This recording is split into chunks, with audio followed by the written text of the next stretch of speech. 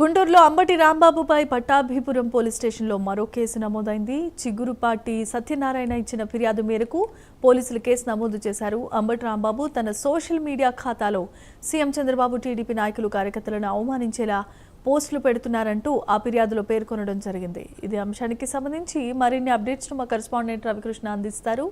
రవికృష్ణ, చెప్పండి.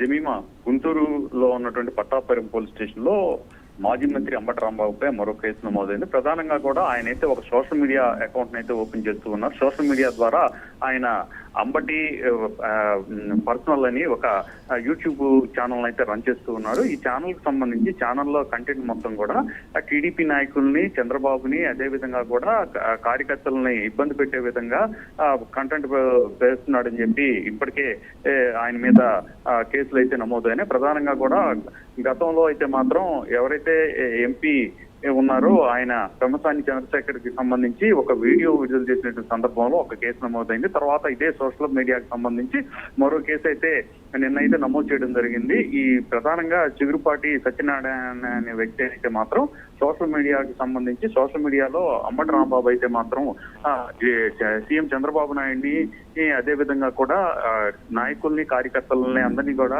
డిగ్రేడ్ చేసే విధంగా ఆయన పోస్టులు చేస్తున్నాడు అని స్టేషన్ లో కంప్లైంట్ ఇచ్చిన మీదట కేసు అయితే నమోదు చేయడం జరిగింది. ప్రధానంగా ఈ కేసు ఈ కంటెంట్ ద్వారా ఏంటంటే ప్రజల్లో ఒక రకమైనటువంటి ఏకభావాన్ని, అలజడిని సృష్టించేందుకు, సమాజాన్ని విచ్ఛిన్నం చేసేందుకు ఇటువంటి సోషల్ మీడియాని ఉపయోగిస్తున్నాడు అని ఆయన అయితే ఆ ఫిర్యాదులో పేర్కొన్న మీదట అయితే కేసు నమోదు చేయడం అనేది జరిగింది. దీంతో ఒక్కసారిగా కూడా ఆయన మీద సోషల్ మీడియాకి సంబంధించినటువంటి అకౌంట్స్ ఏవైతే ఉన్నాయో వాటి అన్నింటినీ కూడా బ్యాన్ చేయాలని చెప్పి ఆ ఫిర్యాదులో పేర్కొన్నట్లుగా కూడా మనకు అందుతున్నట్లు సమాచారం.